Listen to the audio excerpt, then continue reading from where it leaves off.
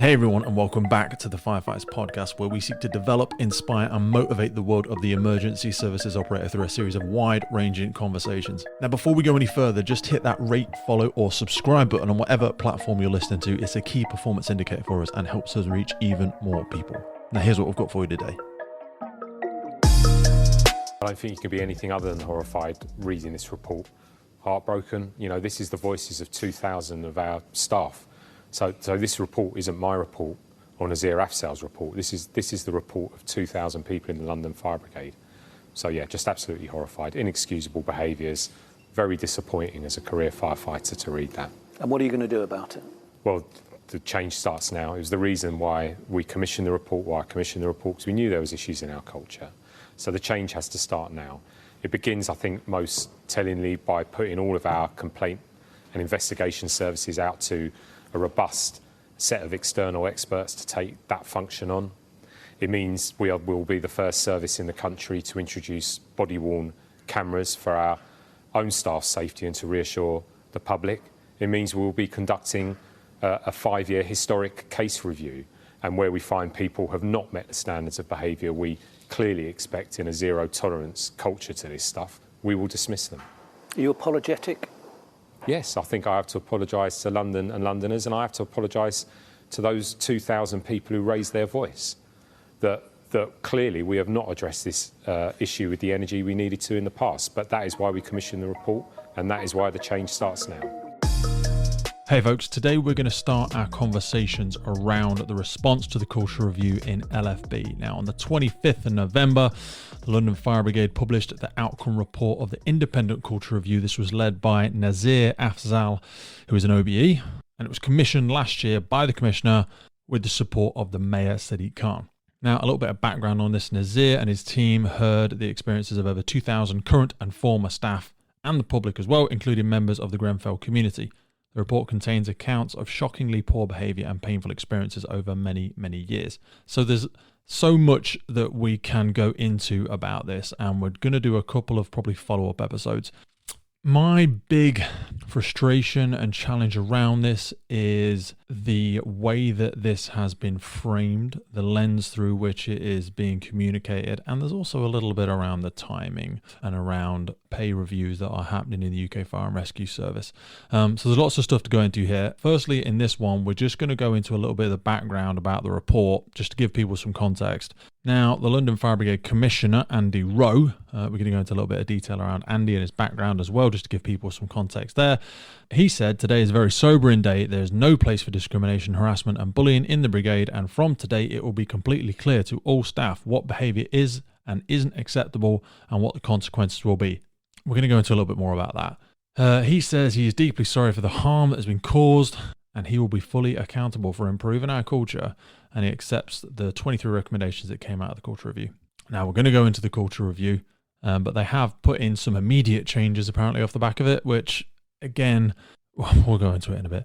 But from today, the brigade is making immediate changes to provide increased protection for its staff. Anyone accused of discrimination, harassment or bullying will be suspended following a risk assessment, pending immediate investigation, and dismissed if the accusation is upheld. The report highlighted a lack of confidence in the brigade's current complaints procedure and showed that staff didn't feel safe speaking up. Following the outcome of the review, the brigade is introducing an external complaints service. While internal processes are improved, staff will be able to use the service to report poor behaviour rather than having to report it internally. So let's go into a little bit of background about how this whole review came about. So there's an article from March 2021 in The Guardian where Andy himself speaks about the fears he has in the workplace culture and that they would stop his daughter feeling welcome at some stations. That is a really strong statement in itself. The article speaks about a culture of casual racism and misogyny remains so prevalent within pockets of the London Fire Brigade, and saying that the workplace culture may explain the poor progression of women and staff from BAME backgrounds, that's black and minority ethnic backgrounds, to senior positions within the service, according to Andy Rowe, the London Fire Brigade Commissioner, who this week, so this is back in March of 21, launched the review, acknowledging the brigade was unresolved problems on race and gender. Now, what was the big tipping point? Because a lot of this comes around that a month before the review started, there was an inquest into the death of Jaden Francois Esprit, who was a trainee firefighter at Wembley Fire Station. Now, Jaden sadly took his own life in August of 2020, 3 weeks after his 21st birthday. And his family were concerned that he'd been bullied because of his race. Now, a fellow trainee that worked with Jayden, Gabrielle Iverson, told the King's Cross Coroner's Report in the statement that he felt he was being teased about the food and about his culture and his background. There had also been some reports saying that he was teased because he was the only black firefighter on his watch, which is not the case, which we'll go into. Now, the coroner said there was insufficient evidence to link race or bullying to the suicide. The coroner highlighted instead the need for greater sensitivity towards employees' mental health. Now, that's one thing we can all agree on, and that is irrespective of race, religion, sex, or anything like that. But Andy Rowe, who took over in January 2022 after his predecessor faced criticism over the handling of the Grenfell fire, said he remained determined to improve the brigade's record on race. He said that Jayden's death poses very tough questions for them as an organisation about how they treat young people, how they view difference, and how they genuinely make everyone feel welcome. He said that he doesn't need the inquest to show him that race has been an issue. I've only got to look at our own data. So let's talk a little bit about Jayden Francois Esprit and the tragic details around his death, as this was one of the triggers for the review. Now, as I've already said, Jayden was training to be a firefighter at Wembley Fire Station and died in late August. His family feared he was being bullied due to his race and being teased for eating Caribbean food. Now, colleagues of Jayden felt that the 21-year-old was bored and frustrated with his job, but did not think that he was being bullied. Recording a verdict of suicide, the coroner Mary Hassel said that she was concerned that the deterioration of Mr. Francois Esprit's mental health went undetected by those around him. The inquest heard that Jayden had made 16 transfer requests to 4 stations in London 6 months before his death. The hearing was told that he'd been advised that his request was unlikely to be granted until he had completed his training workbook, a process that would probably taken him about 8 months. Now, Jayden's mother alleged that her son was being unfavourably singled out because of his ethnic minority. She told the hearing that he hated working at Wembley Fire Station and that he was being bullied. And they were also told that he was the only black firefighter at the station. And one of his colleagues, Lewis Gunn, told the inquest that he had noticed Mr. Francois Esprit had become more withdrawn within the months before he died.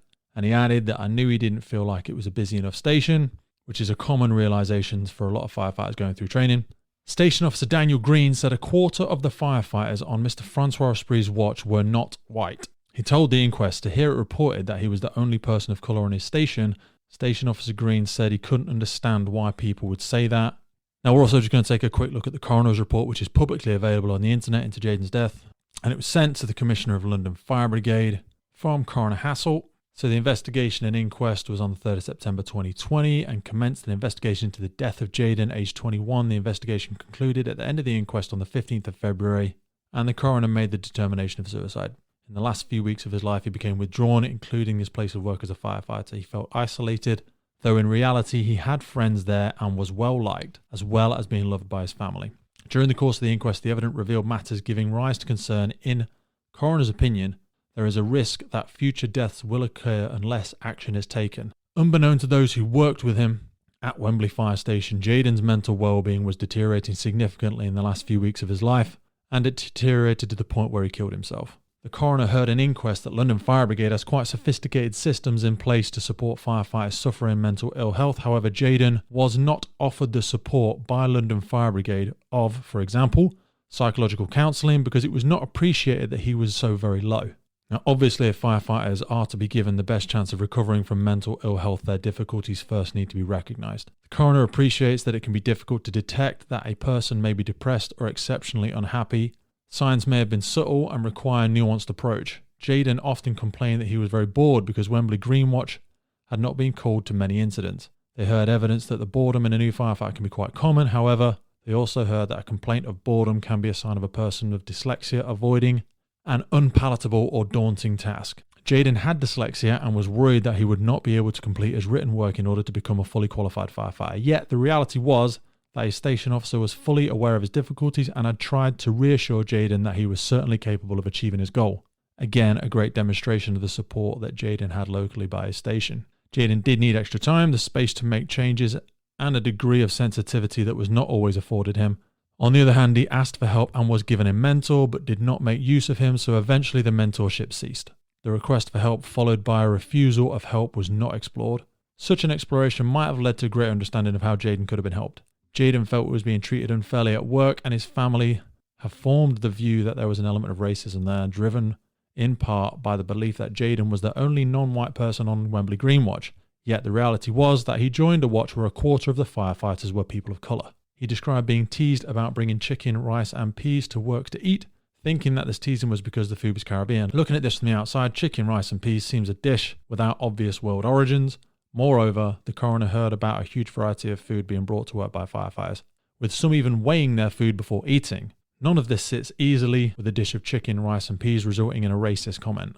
Jayden's interior life did not always accord with what was going on around him. Most of all, Jayden felt isolated, and yet it was clear to the coroner that there was a lot of affection for him at the fire station. He did not always feel comfortable there. It is not necessarily an easy task to unearth such feelings in a colleague, but if it results in such a tragedy like this being avoided, it's worthwhile doing. So those are some of the chief coroner's reports that again are said to be the big contributing factors to what started this review. Now, the Independent Culture Review of London Fire Brigade that came out in November of 2022 speaks a lot around workplace culture, the LFB morale. It references industrial relations, diversity and inclusion, and effectively paints the firefighters, the frontline staff, as being misogynistic and racist. So now we're going to transition into some bits around the Independent Culture Review, some specific aspects that are in this 92-page document.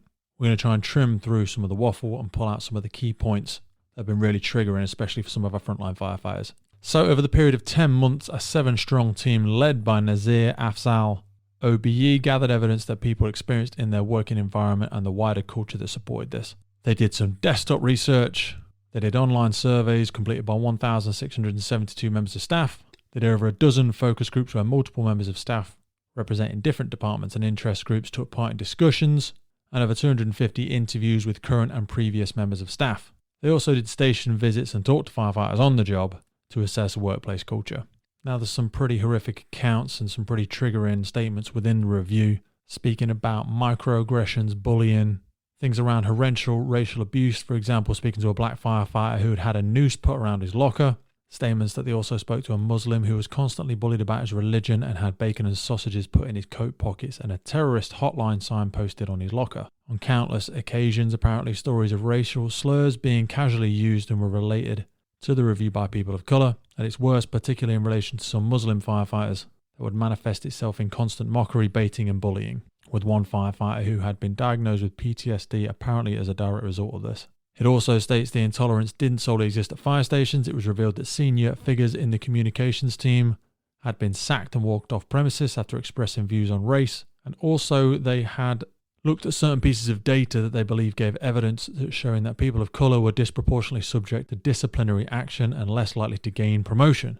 Also, a lot of stuff that wasn't just around race. There was apparently a strong evidence of othering, and they'd heard countless accounts of women being subject to abuse from colleagues on a day-to-day basis, which they say pointed to a deep-rooted culture of misogyny, with stories of people being groped in training exercises and having to run a daily gauntlet of sexist abuse. Again, frequently euphemized as banter, many were routinely referred to as women or front-bottom by colleagues, and more seriously, some were punched and attacked. Some also had to endure the indignity of having photos of them taken without their consent, which were then passed on to colleagues with misogynistic comments written on them. Many were sexually taunted, and one woman, after taking complaints about this, received video calls from a man exposing his genitalia. Doesn't say whether or not this man is part of the fire brigade or not. And in another case, a senior officer was asked to retire early after sending inappropriate photos on his work phone to women. Some of the most senior leaders in LFB admitted to them that they'd heard many people say that women should not be firefighters at any level. One particularly frustrating and upsetting part of the report is where it states that any close inspection of some of the fire stations shows a watch culture where men sometimes huddle around a screen watching porn, which I just find really difficult to believe, and that it wasn't and it isn't reported and dealt with if that is the case.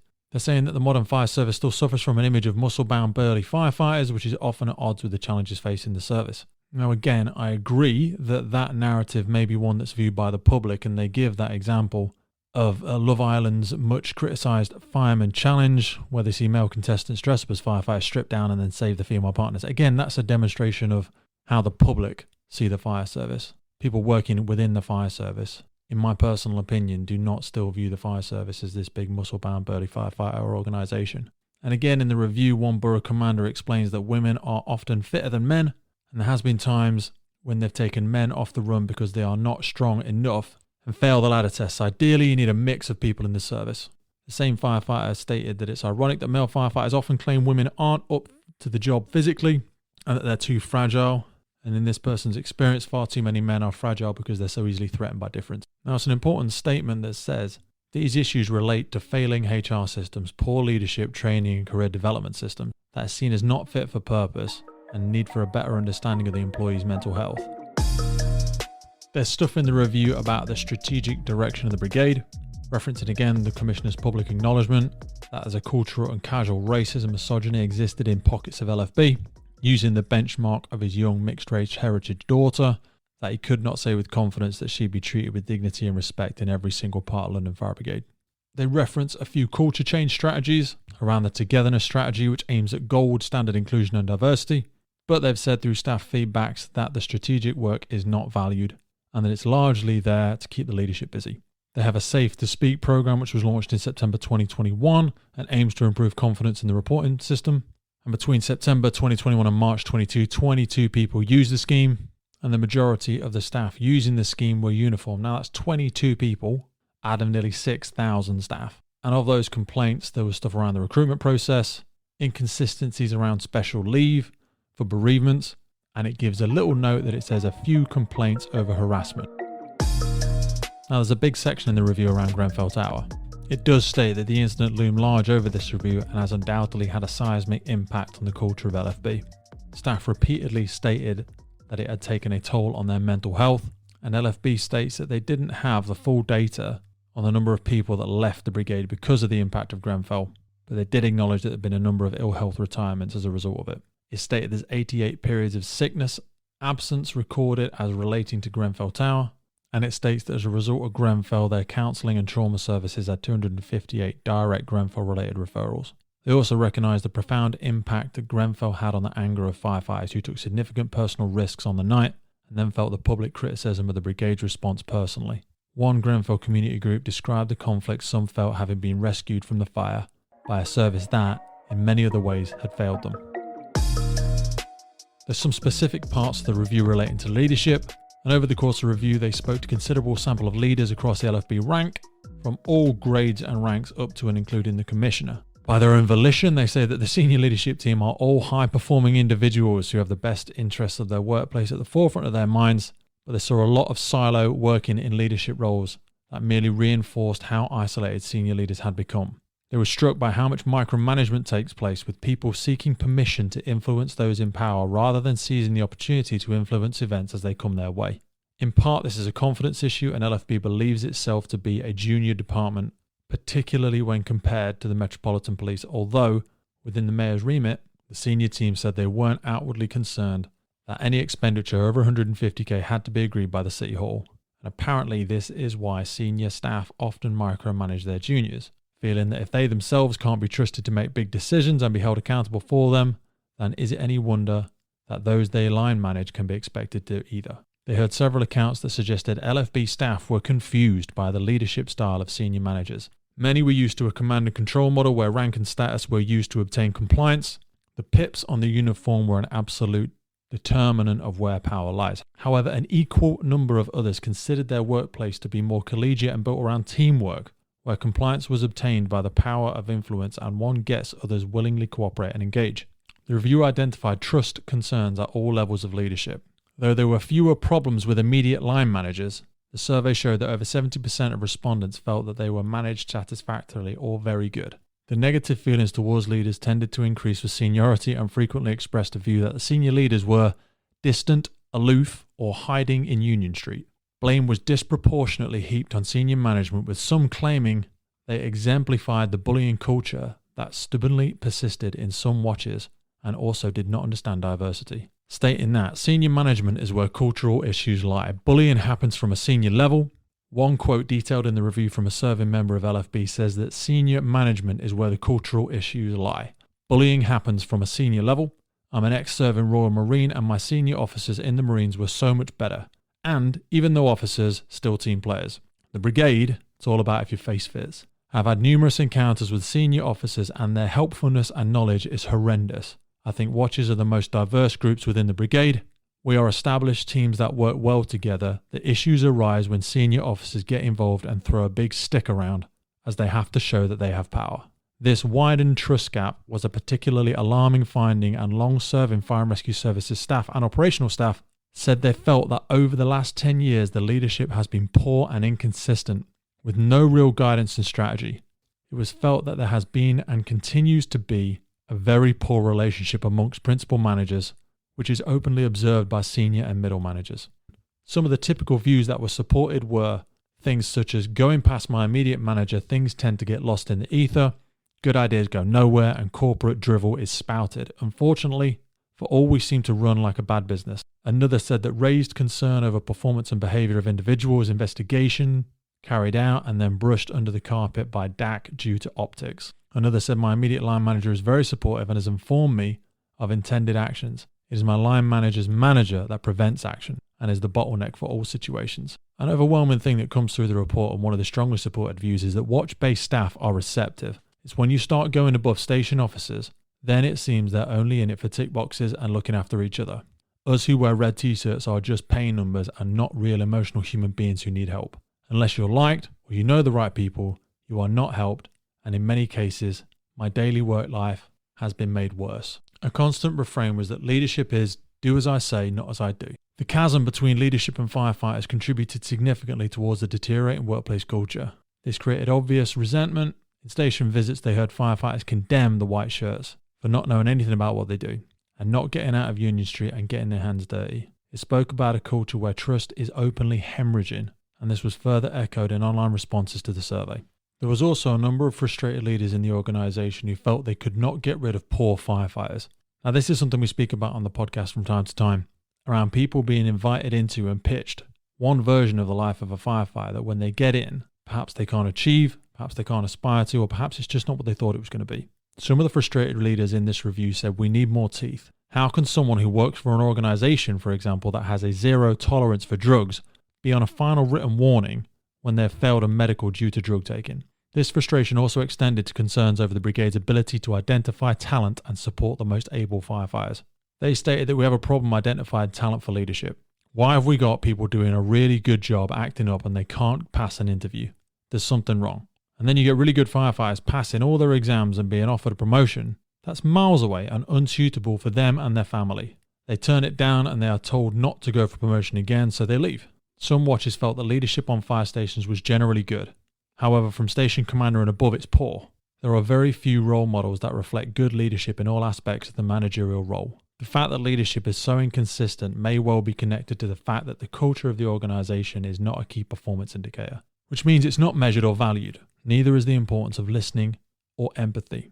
There were multiple complaints about leaders and HR lacking people skills, which are not recognised in any training. One thing that comes through in the review is that when it comes to workplace culture, the heart of the LFB is a family culture built on trust and togetherness. This is similar in many ways to the army. However, it can be viewed as a pack mentality which will work for some and not for others. To belong to a fire station, you have to earn your stripes, prove yourself and earn the team's trust. The culture is dependent on the watch and you must make it work. The watch leader is crucial in setting the tone, and middle managers are seen as key to creating a positive culture but appear to have the most challenging role with limited support. Addressing the watch culture must be a priority for London. A very specific point that doesn't seem to make it through to any of the news reports starts on page 28. Says that most participants found the place they work to be a supportive and friendly environment, but they knew of other watches and teams where they would not want to work. Similarly, many examples were given of good managers they have worked with who are supportive and where they enjoyed working for many years. However, this could easily change with a new manager or being moved to another watch or team. Now, the culture on a fire station was demonstrably different to that of an office-based environment. Some stated that the reason was that the values of the organisation could be expressed differently due to the differences in the roles, despite working for the same organisation. An example of this, which frequently discussed, is the role of the mess that you find on any fire station. It was widely recognised as being the focal point of any station and where a lot of interactions and bonding traditionally occurred. Friendships are often formed here, issues can be raised in an informal manner and contribute good working relationships, and frank discussions are held to nip things in the bud and prevent potential conflicts from escalating. The majority of contributors to these discussions considered the mess to be a productive place. However, many recognise that the environment is not always a pleasant experience, and this often depended on the culture of a particular watch. Now, an important thing to recognise is that there are 103 fire stations and 412 watches. Each watch can be completely different in regard to common practices, including behavior, management styles, and how people respond. Now we're going to look at some of the quotes that they chose to pull out and put into this report, both from a mix of operational and non-operational staff. One says that it's mostly positive. People like working here. It does feel like a family. In fact, I would go so far as to say people stay longer because of the relationships with colleagues. Another states the most positive is the position and commitment for the work and what they do as a family type environment, and that people talk about a lot. However, they did think that this is a strength that becomes overplayed. The family environment has downsides. Relationships are too strong, which reduces people's ability to be objective and enhances unconscious bias. People are almost too committed to their work in the brigade, driving some quite emotional personal responses to things and ultimately making it difficult to change. Working as part of a watch, eating, sleeping, training and saving lives of people as a common purpose and objective is very rewarding. However, one poor example of the culture is from one of the individuals who states, "I still feel I am treated differently either as a woman or as non-operational. I was harassed by my team leader and was told by management not to speak about it. I felt like a troublemaker for making a complaint." Now again, despite the fact a lot of the news reporting frames the firefighters of London Fire Brigade as this sexist and misogynist environment, this is another example here of a female non-operational member of staff having an issue with their team leader. So this is not a firefighter. Some typical comments from firefighters were surveyed on the mess, saying that there's no rank in the mess. It's a place of free speech and a bit of banter is good, providing you respect each other. Traditionally, we all sit and eat together, and regardless of whether you're part of the mess, you can bring your own food in. It brings us all together as a team. It might be the only time when we are all associating with each other, which is good. A case study that they use relating to culture is around North Kensington Fire Station, which is located on Ladbroke Grove and close to Grenfell Tower itself. It's widely recognised as a supportive station with a strong and diverse culture. It's got a long waiting list for firefighters and officers who want to be stationed there. Now, when the review met with Green Watch, some of the reasons for this stated that their view is that a good watch is a busy watch. They always find a reason to do stuff. They have an attitude that makes people want to come into work. They like being at work, and sometimes even when they're on leave, they're always wondering what is happening and can't wait to get back. They enjoy each other's company and serving the community. They have in the past had 2 watch members transfer to another station so they could be closer to their homes, but within months they transferred back. They miss the professionalism and the community engagement that all pride themselves on. There is also a very close network of staff on the station, and retired members still meet up regularly and bond with old and new members. When they spoke about the mess, they said you have to treat the station almost like your own brigade. And what they mean is they can only really influence their own watch station, regardless of what is happening in the wider LFB. On their watch and on the station probably, there is a long-standing expectation to follow the reputation that has existed from those that have served before them. It's always been held in high regard, and that's why people wait years to get a chance to serve there.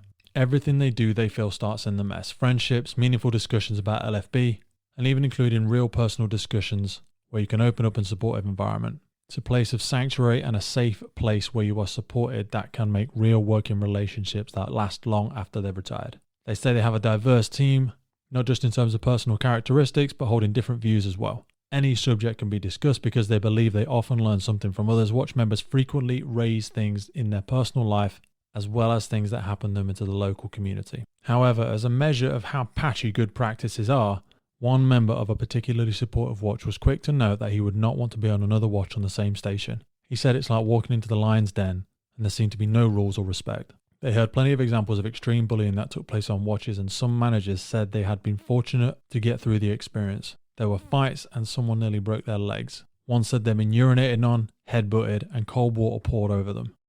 One manager states in the report that they have had to raise issues of poor or underperformance of staff, and this has on some occasions resulted in being accused of bullying and harassment, although no case of bullying and harassment has ever been founded to be proven against them, as they work within the guidance and ensure that they are fair to their staff. During these periods, the individuals said they were not supported, and when they raised concerns of poor or underperformance of others with managers, there is a reluctance to act, which provides inconsistency in response and creates teams that have different levels of operating depending on if poor performance is addressed or ignored.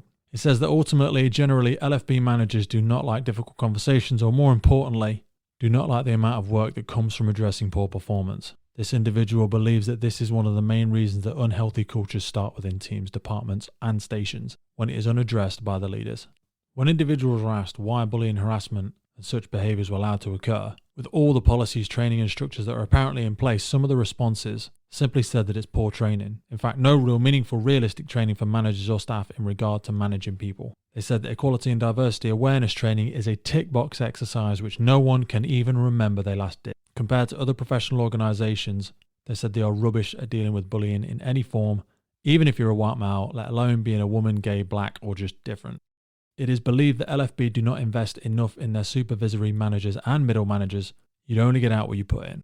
In the review, it speaks about a variety of issues, including nepotism. They say that nepotism is a problem, and the issue of predominantly white officers retiring and then returning was frowned upon. It's favouritism and never favours people of colour. Similarly, the issue of intermarriages was also raised in the same breath, as it amounts to favouritism and will always lead to rapid promotion for those that know others in the service. In the review, it states that only brave submit grievances. People have frequently resigned because of the way they have been treated by LFB, and LFB is losing talent because of the way it treats people. It also states that soft skills are not valued or taught. Ironically, staff are expected to use them when they engage with the communities but have a very poor people skills. It says that HR is at fault for ensuring that staff do not have a sense of identity or belonging. A union official said that HR treats staff as just statistics and that it is not a people-focused department. The brigade talks about things such as transformation strategies and that they are divorced from the realities of staff and too high of a level. The review states that it's so high level that nobody else even knows what a transformed LFB would even look like. The unions believe that LFB is sitting on a mental health time bomb, where there is a lot of undiagnosed PTSD, and that they need to rescue ourselves before we rescue others. A big issue relating to pay, especially in a place like London, is that most individuals in LFB can't afford to live in London, and that 40% of the staff have second jobs. Now, I personally think it's probably higher than that, and that this is going to get worse. New trainees are left with £1,476 a month, which living in London barely covers their living accommodation, never mind food or anything else. This is another reason why it shows why young people are actually prepared to walk out the job. People used to stick around even if they believed they were badly treated. People are now prepared to walk out, and this will lead to a massive retention problem. The next bit's a really interesting one for me, especially as it speaks about people services and recruitment. Now, that department's responsible for the employee's journey in LFB from recruitment, selection and induction. They also cover things like performance management, employee relations, equality, diversity, inclusion, discipline, grievances and termination. In interviews that featured in the review, criticism centred on the fact that people services was ineffective, inefficient, slow, and people were not always sure what they even do. Staff in the wider organisation did not know what people services did, and they were accused of not understanding the world of firefighters and failing to take a lead on things like well-being. There was a fierce criticism that the department enabled non-transparent recruitment processes and was unfair, rooted in cronyism. A quote states that there's no point asking people services for help, because they are seen as in cahoots with the managers and do what they say. They're not objective or focused on your well-being, they're here to punish you. Another said they've been aware of issues around unfair treatment and bias towards all staff groups and failed to monitor and put systems in place to protect people. Some of the statements included, I raised concerns with HR and line manager regarding the stress it was causing me being placed on courses on off-duty days, to which it was ignored and threatened with the discipline. There's some interesting stuff in the examples in diversity and inclusion section, where some of the comments include that everyone is equal, all part of the same family, but the more the brigade tries to push diversity and inclusion down people's throats, the more divisive it could potentially become. People believe that LFB discriminates against average white males within the organisation. The minority seem to be catered for. We need to stop creating sections and dividing people into minority. As long as the person next to you can do the job, who cares what gender or race they are? While management is broadly committed to serving the needs of all employees, many individuals believe that some groups are allowed to get away with flawed behaviour due to a sense that it is easier to bypass them than take them on. This can be due to a mixture of union links, time in service, or knowing the right people. This individual is a working class white male and they don't feel important. There's also some really interesting stuff in the review around mental health and well-being. Now, in the course of the interviews, they heard a considerable anger from some firefighters over the loss of colleagues to suicide. This is something we've covered a lot on the podcast, and they felt more should be done to highlight these deaths and prevent others from taking their life. As a result of the conversations, they asked the brigade for information they held on firefighters who have taken their own life in the past 5 years, but they acknowledged that prior to 2020 they didn't collect the cause of death. And it was pointed out that coroner's reports can be inconclusive, which apparently makes it hard for LFB to provide clear figures, which is understandable. Similarly, they had no data on members of staff who had attempted to take their life. They were, however, able to confirm that in the last 5 years, 6 members of LFB staff have committed suicide. All of these individuals were male, and 3 of the 6 were white. 1 was white other, and 1 was white black Afro-Caribbean, and 1 was black Afro-Caribbean. 1 declared a disability, 5 declared as heterosexual, and 1 did not provide data on their sexuality. There's a lot of information and reviews from individuals that have suffered with their mental health that's included in the report. I'd strongly encourage people to go over and take a look. There's also a big section of the review around progression and professional development, within which it shows that almost 40% of respondents said that their career in LFB had failed to meet their expectations. When they were asked about why this is the case, 13% said they had not benefited from a coach or a mentor, and they had not received effective training or development programs. However, one of the biggest problems, and 18% of people said that they were not confident in the fairness and transparency of the career progression process. Now, as always, there's a big aspect that concludes the review to this, but ultimately it says that culture begins at the top. And it has to be said that the commissioner is seen as part of the solution, but considered by many to be an isolated figure who is not wholly supported by those around him. Now, if you want to go over and take a look, there's a bunch of recommendations that they put in as part of it, and we're going to put together some subsequent episodes where we speak to both serving and retired members of LFB about their thoughts on the review. Now, the desire of this episode was to give you an indication as to what's been going on in the review. Hopefully, you've been able to draw some insights from it. It is a 92-page document, and we have skirted through many aspects of it. So please jump in the notes below and take a read of it yourself, and we look forward to hearing the views of serving and retired members from LFB. Thanks for coming back to the podcast. This was a bit of a troll through this one today, so we look forward to catching up with you soon. Look after yourselves, and we'll see you there.